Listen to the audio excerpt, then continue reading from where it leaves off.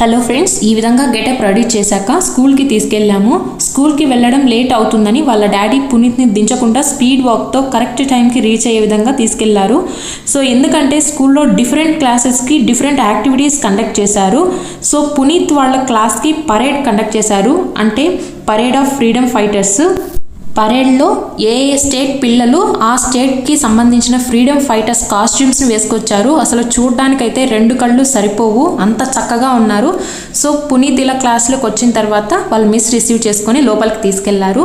స్కూల్లో ఈ విధంగా డెకరేషన్ చేశారు.